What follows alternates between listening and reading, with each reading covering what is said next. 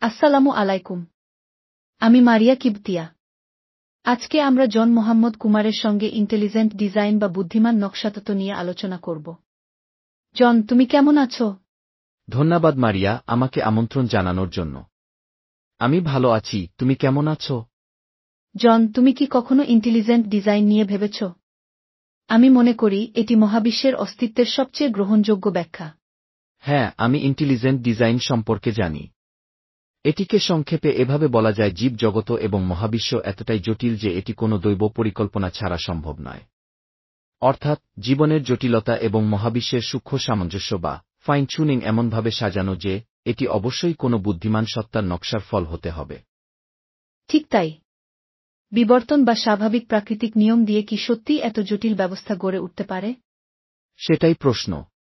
প্রথমত, জটিলতা মানেই পরিকল্পিত নকশা হতে হবে, এই ধারণার কি বৈজ্ঞানিক ভিত্তি আছে? বিজ্ঞানীরা কি সবকিছুর ব্যাখ্যা দিতে পেরেছে? বিশেষ করে প্রাণের উৎপত্তি কিভাবে হল সেটি এখনও একটি রহস্য। যদি ইন্টেলিজেন্ট ডিজাইনের ধারণাটি গ্রহণ করি, তাহলে অন্তত একটি স্পষ্ট ব্যাখ্যা পাওয়া যায়, সবকিছুর পেছনে একজন পরিকল্পনাকারী রয়েছে। এটি আসলে গাড অব দ্য গ্যাপস ফ্যালাসি। ইতিহাসে আমরা বহুবার দেখেছি, মানুষ যা বুঝতে পারেনি সেটার ব্যাখ্যা হিসেবে ঈশ্বরকে দাঁড় করিয়েছে।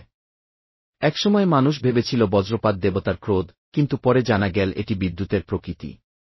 কিন্তু শুধু বিজ্ঞান দিয়ে কি সবকিছুর ব্যাখ্যা সম্ভব? বিজ্ঞানও তো সীমাবদ্ধ। একদম, বিজ্ঞান সীমাবদ্ধ। কিন্তু একটা সীমাবদ্ধ ব্যাখ্যার চেয়ে কোনো প্রমাণ ছাড়া একটা অলৌকিক ব্যাখ্যা দাঁড় করানো কি বেশি গ্রহণযোগ্য? কিন্তু তুমিও তো মেনে নাও যে মহাবিশ্ব অত্যন্ত সূক্ষ্মভাবে ভারসাম্যপূর্ণ। তাহলে এর পেছনে একজন নকশাকারী থাকাটা কি যৌক্তিক নয়? ঠিক আছে, ধরলাম যে কেউ এই ডিজাইন করেছে। কিন্তু তখন আরও বড় প্রশ্ন আসে, এই বুদ্ধিমান ডিজাইনারকে কে নকশা করল? ঈশ্বর নিজেই চিরন্তন, তিনি সৃষ্টির বাইরে।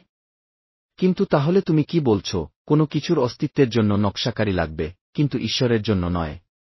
ঈশ্বর সময়, কারণ ও প্রভাবের মধ্যে। তাহলে তুমি কি বলছ, এমন কিছু থাকতে পারে যা নিজে থেকেই অস্তিত্বশীল? হ্যাঁ, ঈশ্বরের ক্ষেত্রে সেটা সম্ভব। তাহলে এই যুক্তিটি কি স্ববিরোধী হয়ে যায় না? যদি ঈশ্বর নিজে থেকেই অস্তিত্বশীল হতে পারে, তাহলে আমরা কেন ধরব না যে মহাবিশ্ব নিজেই স্বাভাবিকভাবে অস্তিত্বশীল? এভাবে ভাবিনি আগে। প্রকৃতিতে আমরা বহু উদাহরণ দেখি যেখানে জটিলতা ধাপে ধাপে গড়ে ওঠে। যেমন চোখের কথা ধরো। তোমার মনে হয় এটি হঠাৎ করেই কোনো নকশাকারী তৈরি করেছে। কিন্তু বিবর্তনবিদ্যার গবেষণা দেখায় এটি একদম সাধারণ আলোক সংবেদনশীল কোষ থেকে ধাপে ধাপে গড়ে উঠেছে। কিন্তু মহাবিশ্বের সূক্ষ্ম ভারসাম্য? এটিও অ্যান্থ্রপিক প্রিন্সিপল দিয়ে ব্যাখ্যা করা যায়। অসংখ্য সম্ভাবনার মধ্যে এই মহাবিশ্ব এমনভাবে গঠিত হয়েছে যে এখানে জীবন গড়ে ওঠা সম্ভব হয়েছে। আমরা এখানে আছি কারণ এটি একটি সম্ভাব্য ফলাফল। এর মানে এই নয় যে কেউ এটি পরিকল্পিতভাবে সাজিয়েছে। আমি বলছি, ইন্টেলিজেন্ট ডিজাইন বৈজ্ঞানিক ব্যাখ্যা নয়। এটি একটি বিশ্বাসভিত্তিক ধারণা যা প্রকৃতির বিকাশ ব্যাখ্যা করতে ব্যর্থ হয়।